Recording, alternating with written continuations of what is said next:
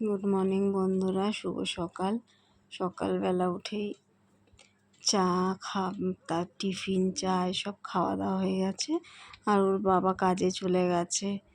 তা আমার ছেলে আপাতত এখন যেহেতু স্কুল শনি রবিবার ওদের দুদিন স্কুল ছুটি, তা ওর টিফিন খেয়ে বাইরে ফুটবল খেলতে চলে গেছে। এত গরম, বললাম যে যাস না বাইরে খেলতে, কার কথা কে শোনে।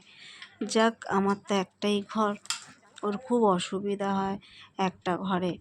আর এদিকে তো ঝিলিকটা দেখতে পাচ্ছেন, আমি ঝিলিককে বারান্দার চৌকিতে শুয়ে দিয়েছি, যেহেতু আজকে এই ঘরের বিছনাটাকে আমাকে তুলতে হবে, মানে চাদরটা পাল্টাবো। যখনই চাদরটা পাল্টাতে হয় ঝিলিকের সেই স্পেশাল বেডটাকে উঠাতে হয়, উঠিয়ে ওই ঘরে ঝিলিককে শোয়াতে হয়, তারপরে আমাকে এই বিছনার চাদরটা পাল্টাতে হয়। তাই আমার সপ্তাহে একদিনই পাল্টানো যায়, প্রত্যেক দিন পাল্টাতে পারি না, কারণ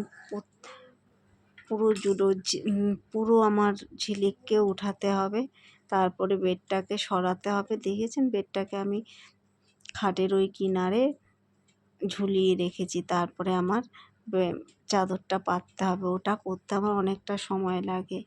আর সোম থেকে শুক্রবার পর্যন্ত যেহেতু স্কুল আছে, সেহেতু এই কাজটা আমি করতে পারি না। আমি শনি রবিবার দিনই বিছনার চাদরটা পাল্টাই।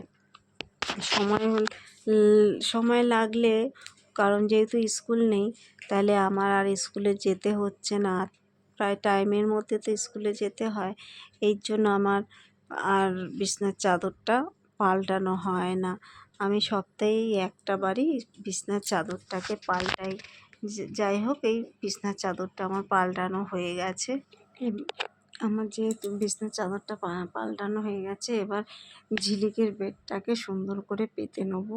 এই বেডটা এত বড় না, আমার সেই মাথার নিচ দিয়ে একটু ভাঁজ করে তারপরে দিতে হয়, নাহলে না বেডটা বিছনার থেকে লম্বা হয়ে নিচের দিকে চলে যায়। কারণ যেহেতু হাওয়াতে ওটা ফুলে যাচ্ছে, ইলেকট্রিকের হাওয়াতে ওটা ফুলে যাচ্ছে, একদম বড় হয়ে টান টান হয়ে মানে ইয়ের দিকে বিছনা ছাড়িয়ে চলে আসছে।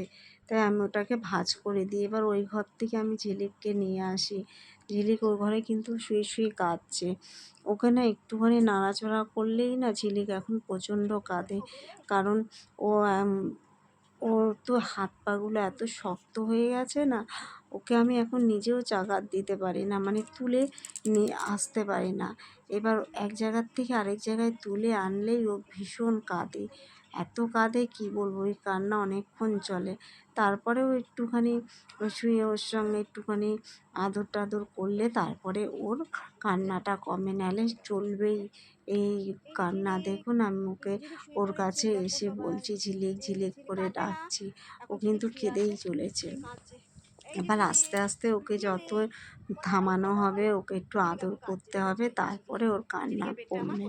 কারণ না, সারাক্ষণ তো শুয়ে থাকে, আর ওর পাগুলো এত স্টিফ হয়ে গেছে, এত শক্ত হয়ে গেছে হাত পাগুলো, এখন ওকে একটুখানি নাড়াচাড়া করলে ওর হাত পায়ে ব্যথা করে, তার জন্য।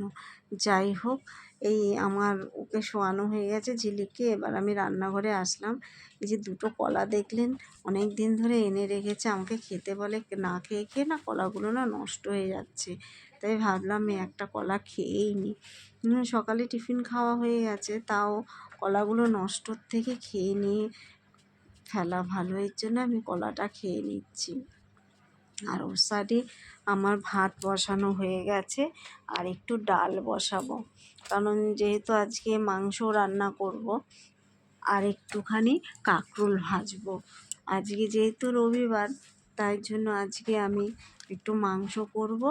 আর ডালটা সেদ্ধ করব না, ডালটাকে সোমবারই দিয়ে দেবো, আর সোমবার দিয়ে দেবো।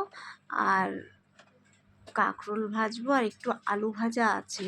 ওর বাবাকে যেহেতু সকালবেলা আমি রুটি আর আলু ভাজা দিয়ে টিফিনে দিয়েছি, রুটি আর আলু ভাজা দিয়েছি, ও টিফিন খেয়ে আর নিয়ে চলে গেছে।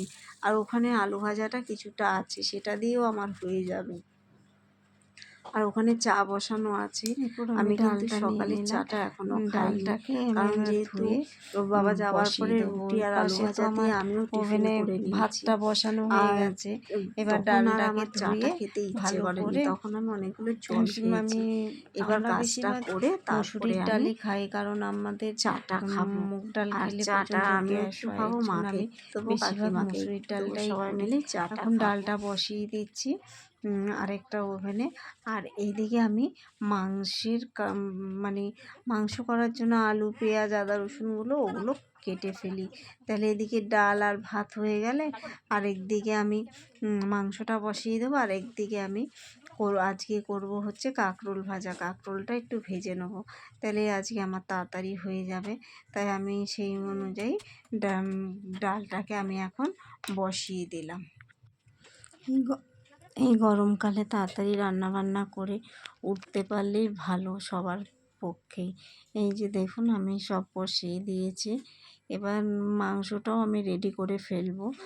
বলতে বলতে আমার মাংসটাও দেখুন পুরোটাই রান্না হয়ে এসছে। এবার আমি কষিয়ে ওর মধ্যে জল ঢেলে দেবো। মানে আলুটাও আমার ভাজা হয়ে গেছে। ডালটা যেহেতু আমার হয়ে গেছে, ডালটাকে আমি করেই ডালটা সংবাদ দিয়ে একেবারেই নামিয়ে দিয়েছি। এবার ভাতটাকে গাড়া দিয়ে দেবো। তারপরে আমি হচ্ছে এই কাঁকরোলগুলো ভাজবো। এগুলো করে উঠতে না উঠতেই আমাকে আবার জলের দিকে দৌড়াতে হবে, কারণ আমাকে তাড়াতাড়ি স্নান করতে হবে, নাহলে আমি জল পাবো না। আমাদের এখন যা জলের অবস্থা কি বলবো, মানে জল আসছে আর যাচ্ছে। যতক্ষণ পাম্প চলবে ততক্ষণ জল আসবে, আর যেই পাম্পটা বন্ধ হবে সঙ্গে সঙ্গে আমাদের জল চলে যাবে। এদিকে দেখছেন তো বুম্বা গুড় গুড় গুড় গুড় করছে। আমাদের ঘরেও সারাক্ষণই আমাদের ঘরে থাকে।